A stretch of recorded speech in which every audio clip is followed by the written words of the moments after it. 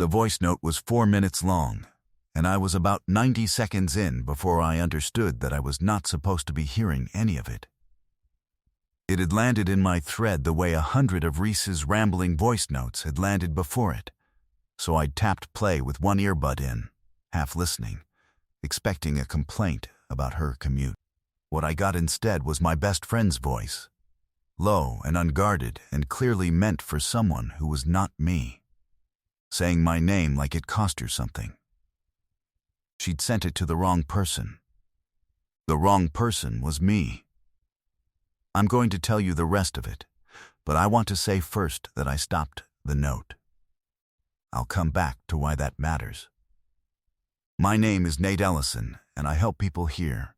I'm a hearing aid technician at a small audiology clinic, wedged between a dry cleaner and a place that does taxes. I spend my days in a soundproof booth running tones for people who've stopped catching their grandchildren's voices, fitting the little devices, adjusting them by half decibels until a man in his 80s tears up because he can suddenly hear his wife properly for the first time in a decade. It is quiet, patient, unglamorous work, and the whole point of it is giving people back the sounds they thought they'd lost. I have spent 8 years being very careful and very gentle with the things people hear, which is the cruelest possible setup for what happened, because the universe apparently has a sense of irony and a personal grudge. Reese I'd known for those same 8 years, give or take. We met at a trivia night, on opposing teams, when she stood up in the middle of a crowded bar and loudly accused my team of Googling the answer to a geography question we had simply, infuriatingly, known. The accusation became a feud. The feud became a standing weekly rematch. The rematch became the kind of friendship where she had a key to my place and strong opinions about my refrigerator, and where everyone who met us assumed we were together, and we'd both gotten very practiced at the little laugh you do when you correct them. "Oh no," we'd say. "Just friends." We said it so often it stopped sounding like a fact and started sounding like a thing we were reminding ourselves of. There was one almost. I won't make a big thing of it, because we never did. About 3 years in, a long night, a near miss of a moment where we both leaned and then both, at the last possible second, didn't. We agreed without ever discussing it that the friendship was too good to risk on a maybe, and we filed the almost away in the place you put things you've decided not to look at. We were both quietly single for most of the years after that. Neither of us examined why too closely. I had poor instincts about my own life, and even worse ones about the parts of it that involved her.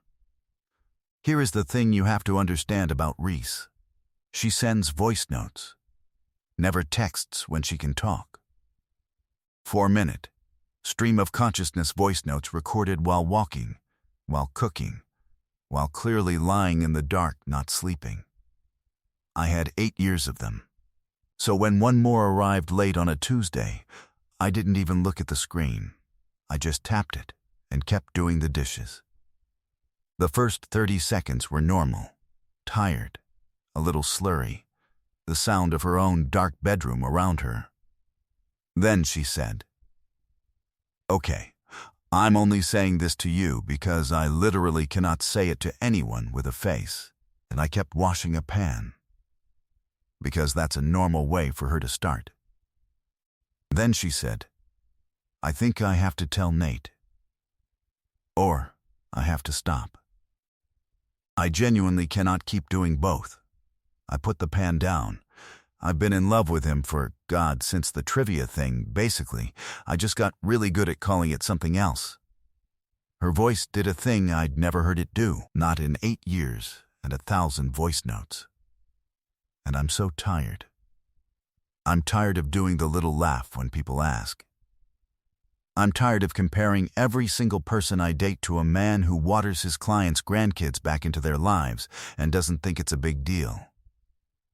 I almost told him 3 years ago, and I chickened out, and I've been paying interest on that ever since. And I think if I don't either say it or walk away I'm going to, I stop the note. I want to be clear about that, because it's the part I'm proudest of in a story where I don't come off especially heroic. The second I understood it wasn't meant for me, the second I understood she thought she was talking to her sister, who is one contact above me in her phone and gets the brunt of these notes, I stopped it. I sat down on my kitchen floor with my back against the cabinet, and I did not finish the 4 minutes. Because 8 years of being careful with what people are allowed to hear does something to a man, and the thing it does is make it physically impossible to keep listening to a confession that was sent to you by accident. It didn't matter. 90 seconds was plenty. 90 seconds rearranged my entire life on a kitchen floor. My first feeling, and I'm not proud of this one, was not surprise. That was the thing that took the floor out from under me. Because if a voice note revealing that your best friend has loved you for 8 years lands in your lap and your honest first reaction is "oh" instead of "what," then you have learned something about yourself, too. And you've learned it the hard way, sitting on linoleum at 11 at night. I told myself, for about a day, that I'd handle it like a decent person handles information he was never meant to have. I'd pretend it never happened. She'd sent it by mistake. She didn't know I'd heard it. The kind thing, the respectful thing, was to wall it off and let her come to me in her own time, if she ever did, and meanwhile to be exactly the friend I'd always been. I built that plan carefully. I believed in it for almost a week. The plan had one fatal flaw, which is that I now could not stop hearing her. That's the job again, you understand. My whole life is noticing the sounds people have stopped catching. And now that I knew what to listen for, I caught all of it. The things I'd trained myself for 8 years not to hear. The way she twisted her grandmother's thin silver ring around her finger when she went quiet, which I'd seen 10,000 times and never once read as nervous. The way she'd stopped, somewhere over the years, telling me about her dates, and how I'd been relieved about that without asking myself why. The almost from 3 years ago, which I'd filed away unexamined, and which now played back in my head in high fidelity, both of us leaning, both of us not. She came over that Thursday for our standing rematch, and I nearly gave the whole thing away within the first 10 minutes. Because I kept looking at her like a man who'd had the captions turned on for the first time. She caught me at it. "Why are you being weird?" she said, twisting the ring. "You're being weird." "I'm not being weird," I said, which is the single least convincing sentence in the English language. The week after that was the worst kind of misery, the kind where everything is fine on the surface and unsurvivable underneath. I had a piece of her so precious and so private that holding it felt like theft. And every hour I held it without telling her felt like a bigger lie than the one I was trying to protect her from. I'd recovered 1,000 voice notes and private messages off people's water-damaged phones over the years and handed them back without ever listening. Because that was the line. I had built an entire quiet career on the principle that what people say in private belongs to them. And here I was, hoarding the most important thing she'd ever said, telling myself it was kindness. It wasn't kindness. It was cowardice with better branding. So I told her. On a Sunday evening, in my kitchen, on the same floor I'd heard it on. Because for once I decided to be the one who held the door open instead of the one who hid behind it. "I have to tell you something," I said, "and I need you to know up front that you didn't do anything wrong, and that you have every right to be furious at me, and that whatever you want after I say it, that's what we'll do." She'd gone still, the ring already turning. "Last Tuesday you sent a voice note to the wrong person. You meant it for your sister." It came to me. I watched it land on her like a slow wave. I heard about 90 seconds. I stopped it the second I understood it wasn't for me. I swear to you I stopped it. But 90 seconds was enough. and I've spent a week sick about not telling you, because pretending I didn't hear it felt like a worse thing than hearing it." The color went out of her face and then came back all at once. She put both hands over her mouth. The ring caught the light. "Here's the door," I said gently, because she needed one and I'd promised myself I'd give it to her. "You can be angry. You can tell me to forget every word, and I'll do my absolute best, and we go back to trivia and the little laugh and we never speak of it again. I won't hold it against you, and I won't bring it up. The door's open. You can walk straight back through it." She went still, not dramatically, just still.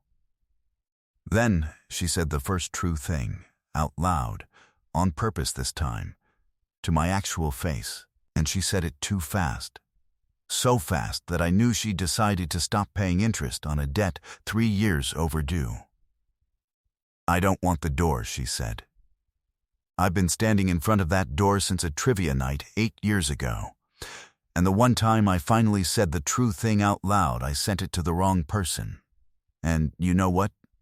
Fine. Maybe my own phone has better instincts than I do." She lowered her hands. Her voice shook, but it didn't stop. "I'm not going to make you pretend you didn't hear it. I'm too tired to pretend. So I'll just say it again where I can see your face. I've been in love with you for 8 years, Nate. And I got really good at calling it something else, and I am done calling it something else." She heard it after she said it. I watched her brace for the fall. "Reese," I said. "You can let me down easy," she said, fast again, the brace tightening. "You can say you love me like a friend, and you'd never want to lose that, and you'd have every reason, and I would survive it, I promise I would. I sat on this floor for an hour after I heard 90 seconds of you," I said.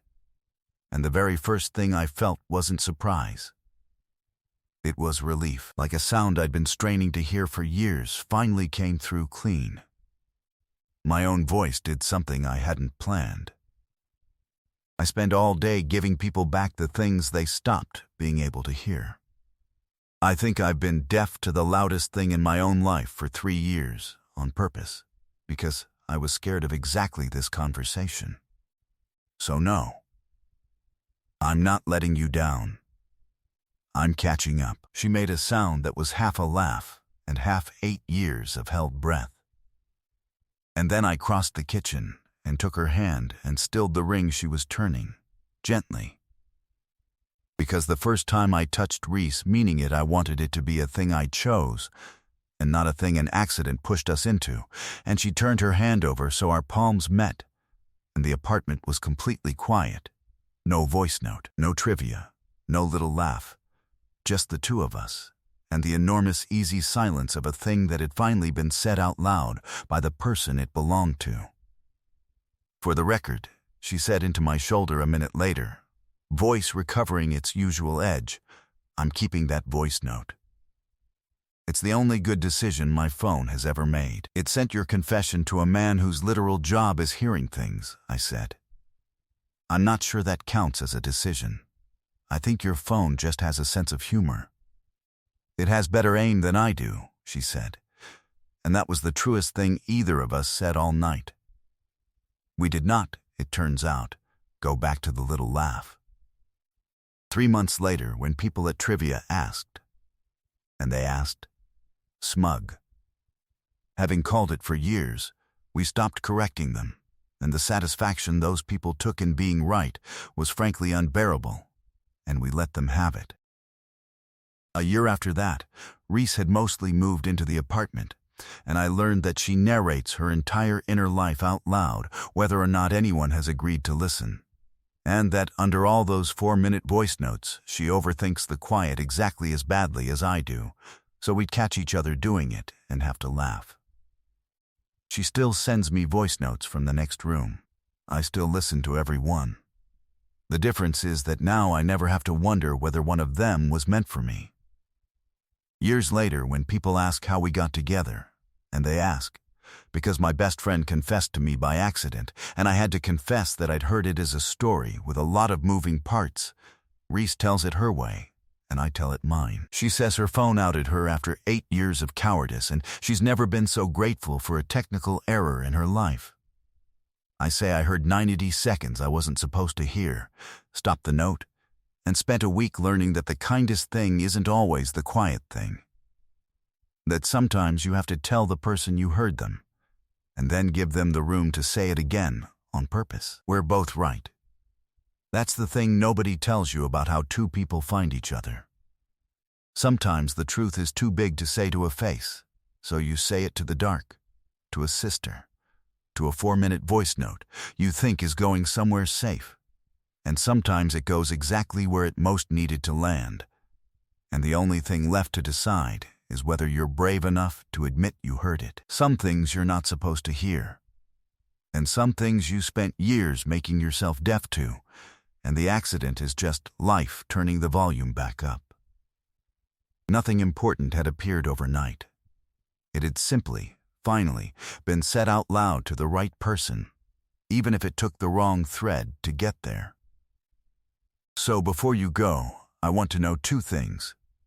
And I read every answer. The small one. Have you ever heard something you weren't supposed to? A slip, a wrong number, a misfired message that turned out to be the exact thing you needed. And the bigger one. The one I think about in the quiet of that booth all day. What's the loudest thing in your own life that you've trained yourself not to hear? If this one found a soft place in you the way it found one in me, stay a while, subscribe, and I'll tell you the next one.